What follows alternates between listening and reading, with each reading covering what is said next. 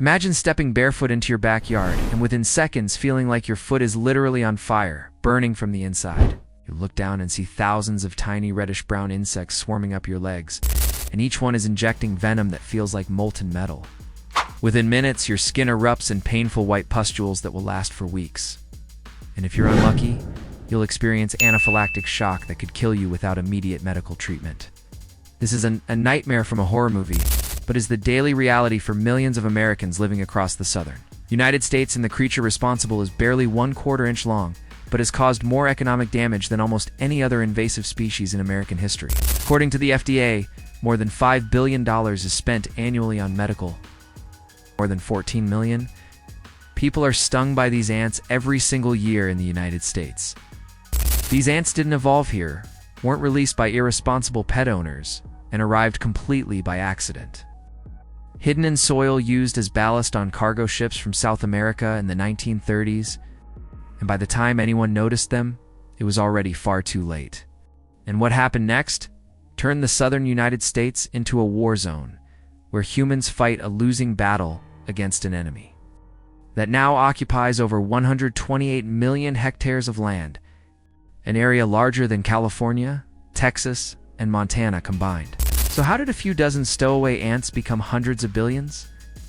Why are they impossible to eradicate? Could they spread to cover the entire United States, or even jump continents to devastate other countries like Australia? Let's find out together. Right now, you're looking at Mobile, Alabama, specifically the seaport that has been operating since the early 1800s. And this is ground zero for one of the most devastating biological invasions in modern American history. Sometime between 1933 and 1945, during the height of global shipping in World War II, a cargo ship arrived from South America, most likely from the port of Buenos Aires, Argentina, carrying goods bound for the American South. But hidden deep in the ship's ballast, the soil and rocks used to stabilize vessels during ocean crossings were tiny passengers barely visible to the human eye: red imported fire ants.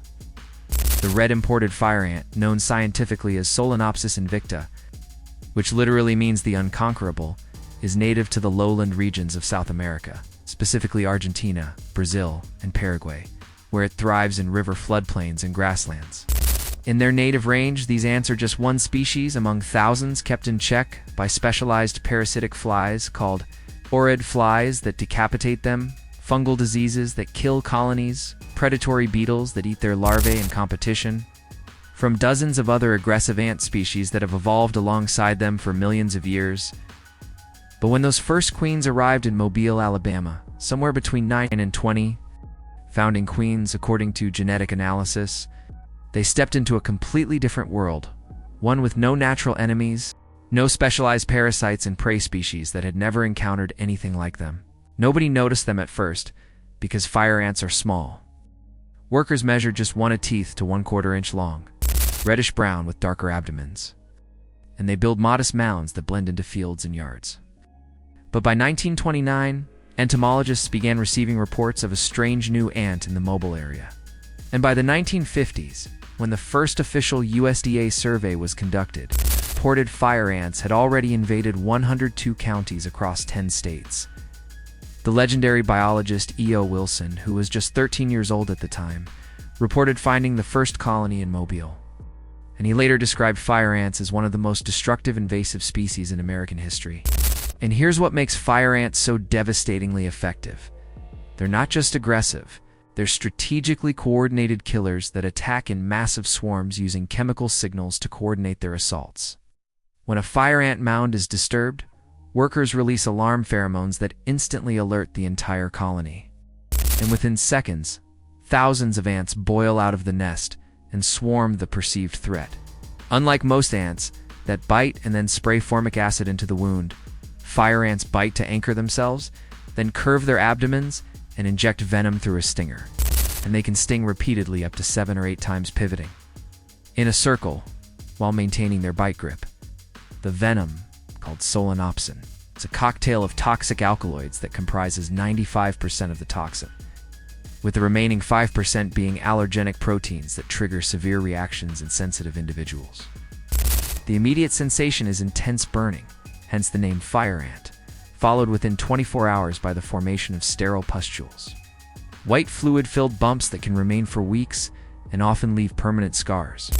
But for approximately 0.626% of people, the reaction is far worse because they develop anaphylaxis, potentially fatal allergic reaction, characterized by dizziness, chest pain, severe sweating, difficulty breathing, loss of blood pressure, and slurred speech. According to medical reports, at least 80 deaths have been attributed to fire ant stings in the United States, most occurring when elderly or immunocompromised individuals are stung hundreds or thousands of times and cannot escape or call for help. In nursing homes across the South, there have been horrific cases of bedridden patients dying from mass fire ant attacks when colonies invaded buildings. But the ants didn't just hurt people, they began transforming entire ecosystems. Fire ants reproduce at a staggering rate because a single colony can contain between 100,000 and 500,000 workers, and some super colonies with multiple queens can exceed several million individuals occupying dozens of interconnected mounds. Each queen can lay between 1,500 and 5,000 eggs per day. She can live for 6 to 7 years, producing millions of offspring over her lifetime. New colonies form when winged reproductive females and males emerge during warm weather following rain. They fly up to 500 feet in the air, mate mid-flight, and the newly mated queens land wherever the wind carries them, sometimes miles away. Ow. Each mated queen can establish a new colony independently, digging into the soil and laying her first batch of eggs, and within 30 days the first workers emerge. And within 6 months the colony can contain thousands of ants. The ants spread naturally through mating flights and by floating on floodwaters because when rivers overflow, fire ants link their bodies together, forming living rafts with the queen and larvae protected in the center, and these rafts can float for weeks until reaching dry land. But the explosive spread across the South wasn't just natural because humans accelerated the invasion dramatically and unknowingly. Beginning after World War II, during the housing boom of the 1950s and 1960s, landscaping became big business, and millions of tons of grass, sod, and ornamental plants were shipped from Alabama, Mississippi, and Louisiana to newly developed suburbs across the South. Hidden in the soil around plant roots and sod rolls were fire ant colonies, entire nests complete with queens, workers, and brood, being transported hundreds of miles to virgin territory. By the 1970s, fire ants had reached Texas. By the 1980s, they'd invaded Florida. And by the 1990s, they occupied most of the Deep South from Texas to the Carolinas. By 2004, fire ants occupied over 128 million hectares across 13 states, an area so vast, it's almost incomprehensible. And the USDA estimates they continue expanding westward at approximately 193 kilometers per year. Today, fire ants infest all or portions of Alabama, Arkansas, California, Florida, Georgia, Louisiana, Mississippi, New Mexico, North Carolina, Oklahoma, South Carolina, Tennessee, Texas, and Puerto Rico, and they show no signs of slowing down. Climate modeling suggests they could eventually inhabit suitable areas as far north as Virginia, as far west as Southern California, and potentially even parts of Arizona and southern Nevada. When an invasive species establishes itself across such a massive area, ecological and economic consequences cascade through every level of society, and with fire ants, those consequences have been nothing short of catastrophic. The fundamental problem is that fire ants are what ecologists call a dominant invasive species, meaning they don't just coexist with native species, they actively displace and eliminate them. Studies show that in areas where fire ant populations are allowed to establish, native ant diversity declines by 30 to 90% because fire ants aggressively attack and kill competing ant species, taking over their territories and food sources. But the damage extends far beyond just other ants. Research published over the past 30 years has documented devastating impacts on ground-nesting vertebrates because fire ants actively hunt and kill the eggs, hatchlings, and young of ground-nesting birds, reptiles, and small mammals. A minimum twofold reduction occurs among populations of field mice, oviparous snakes, turtles, and other vertebrates when fire ants are allowed to establish colonies within a given area. Northern bobwhite quail populations have crashed in fire ant-infested regions because the ants attack and kill chicks within hours of hatching. and the ants swarm nests eating eggs before they can even hatch. Sea turtle conservation efforts along Gulf Coast beaches have been severely compromised.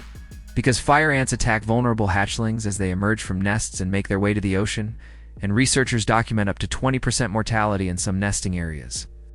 The Texas horned lizard, an iconic reptile once common across the Bay South, has declined dramatically in areas with fire ant infestations because fire ants are the lizard's primary prey species, and the ant's venom kills the lizards when they try to eat them. In some instances, fire ant predation has completely eliminated certain species from ecosystems, creating cascading effects throughout local food webs. Agricultural damage has been equally devastating because fire ants attack young saplings, destroy buds and developing fruits, and feed on the seeds of 139 species of native wildflowers and grasses.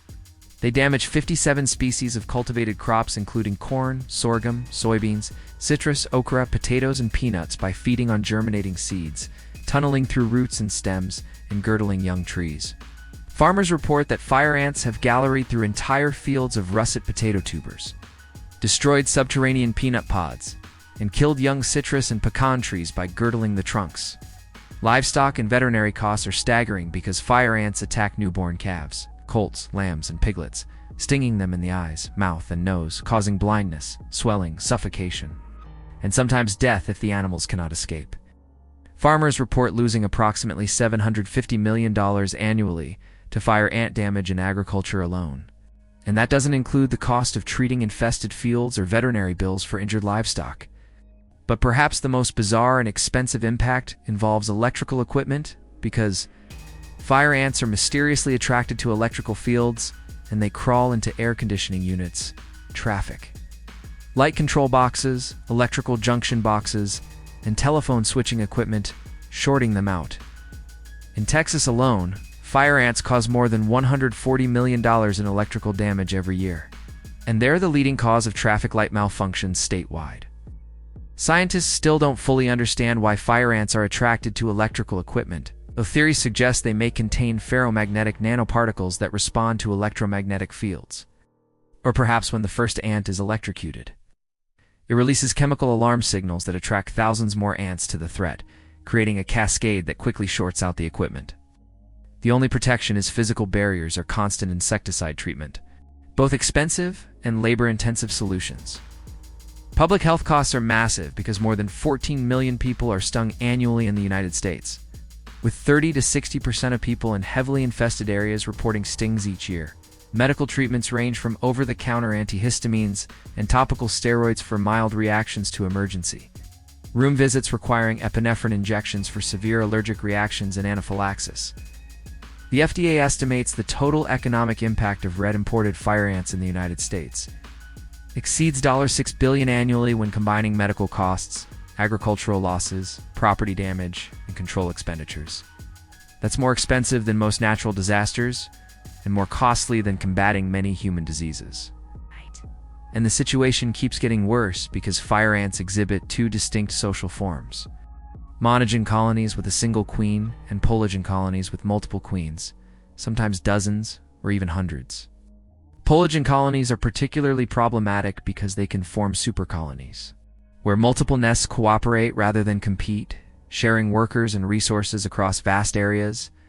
These supercolonies can contain millions of ants occupying hundreds of mounds per acre, creating landscapes so infested they're essentially uninhabitable for humans without constant chemical treatment. Faced with an ecological and economic disaster of unprecedented scale, authorities realized they had to act. And beginning in the 1950s, the federal government launched one of the largest pest eradication campaigns in American history.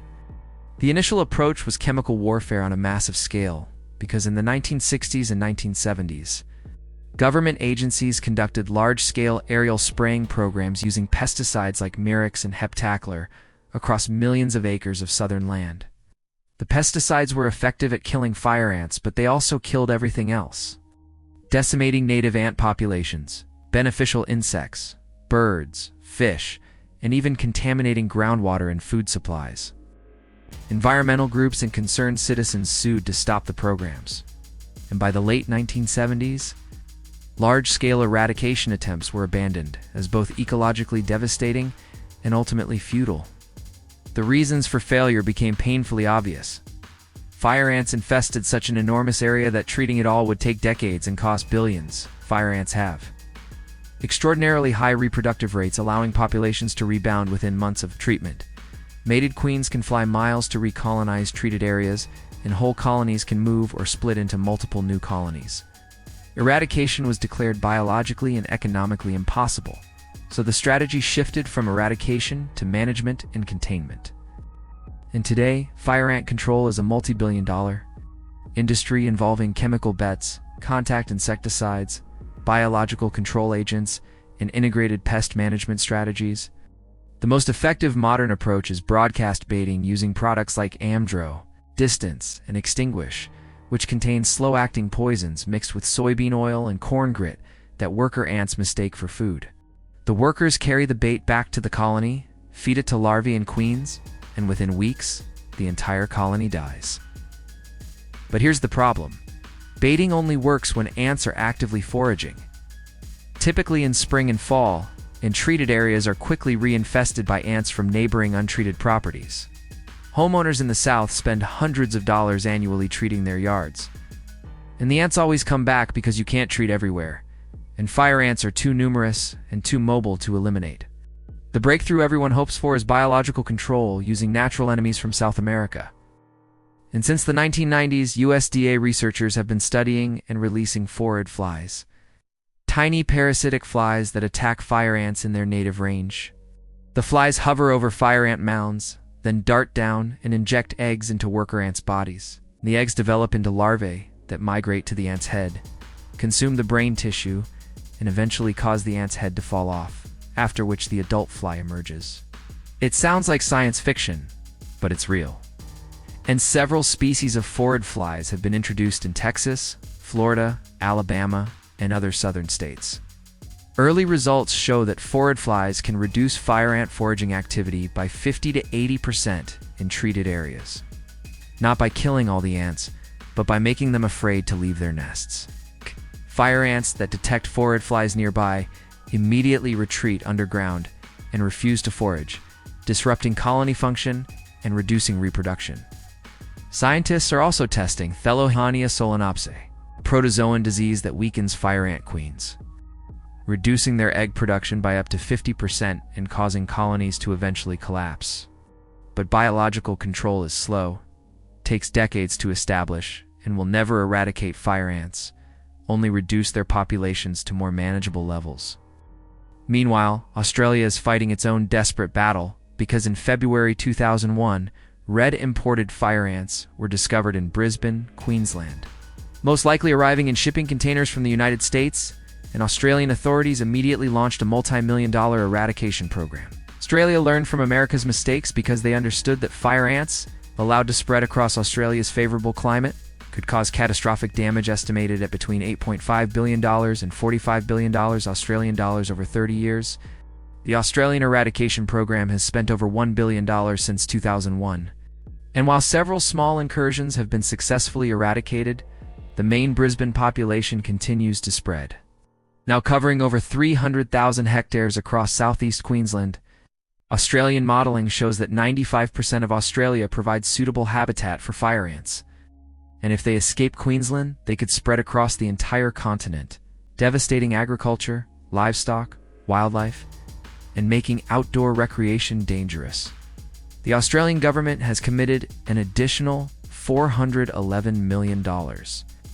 Over the next 10 years, using intensive baiting programs, detection dogs trained to smell fire ant colonies, thermal imaging from helicopters to spot mounds in public, reporting systems that rely on citizen vigilance. In Australia, 70% of new fire ant detections come from public reports, showing that community engagement is critical to controlling this invasion. But despite billions spent, fire ants continue spreading in both countries. And scientists acknowledge that complete eradication is almost certainly impossible at this point. Now, after more than 80 years of invasion in the United States and over 20 years in Australia, the uncomfortable truth has become undeniable. We're losing this war. Fire ant populations continue expanding their range, adapting to new climates, evolving resistance to some pesticides, and costing billions annually in damage and control efforts. In some parts of the southern United States, fire ants have become so ubiquitous that residents view them like mosquitoes or humidity, just another unpleasant fact of life that must be tolerated in children. Growing up in Alabama, Texas, and Georgia don't know what life was like before fire ants. Parks and playgrounds must be treated constantly or become unusable. Homeowners spend hundreds annually on ant control, as farmers factor fire ant losses into their budgets, and outdoor workers carry epinephrine auto-injectors in case of severe allergic reactions. But here's something scientists are discovering that offers a glimmer of hope. Ecosystems are slowly adapting. Some native ant species have learned to coexist by altering their foraging times to avoid fire ant activity. Some bird species have begun recognizing and avoiding fire ant mounds, and certain predators like armadillos and fire ants occasionally feed on fire ant colonies. It's not enough to reverse the invasion, but it suggests that over generations, perhaps decades or centuries, North American ecosystems might reach a new equilibrium with fire ants as a permanent component. The real question isn't whether fire ants will be eradicated, because they almost certainly won't be, but rather how we learn to live with them and minimize their impact. Here rests the uncomfortable truth that the red imported fire ant invasion forces us to confront. Once an invasive species establishes a breeding population across a massive interconnected landscape, eradication becomes biologically and economically impossible. Fire ants reproduce too quickly, spread too effectively, and adapt too readily for any control method we currently have to eliminate them entirely. This isn't a battle we can win, but rather a perpetual management challenge that will cost billions of dollars and require constant vigilance for generations. But there's a larger lesson here, because fire ants weren't introduced deliberately by scientists trying to solve a problem like Asian carp or cane toads. They arrived purely by accident, hidden in ship ballast that nobody inspected, nobody thought to check, nobody considered a threat. If we had modern biosecurity protocols in the 1930s, if cargo ships had been required to treat or replace soil, ballast, if customs inspectors had been trained to look for invasive species, the entire fire ant disaster might never have happened. Countries like Australia and New Zealand learned this lesson and now have some of the strictest biosecurity laws on Earth, inspecting every container, treating every shipment, and quarantining suspicious materials, because they understand that keeping invasive species out is infinitely easier and cheaper than trying to eradicate them after establishment. The United States has improved its biosecurity dramatically since the 1930s, but gaps remain. And new invasive species arrive regularly, each one a potential fire ant waiting to explode. Prevention is the only real solution, because once an invasive species escapes into the wild, once it establishes breeding populations, once it spreads across multiple states, you can never fully get rid of it. The ants that arrived in Mobile Harbor in the 1930s as accidental stowaways have become one of the most expensive ecological disasters in American history, costing more than hurricanes, floods, and many natural disasters combined. If this story shocked you, if you had no idea that tiny ants could cause $7 billion in damage annually, then share it, talk about it, and remember it the next time someone suggests that biosecurity inspections or quarantine protocols are unnecessary bureaucratic red tape. Let's make sure the fire ant disaster remains a cautionary tale, not a blueprint for future invasions. What do you think? Should Australia spend whatever it takes to eradicate fire ants from Queensland before they spread nationwide? Or is eradication already impossible, and should they focus on management instead? Share your thoughts in the comments below, and don't forget to like, subscribe, and hit the notification bell so you don't miss more wild and unbelievable animal tales. Because when it comes to invasive species, the truth is always more devastating than anyone expected. Thanks for watching, and next time we'll explore another incredible ecological story that will leave you speechless. Stay curious, stay wild.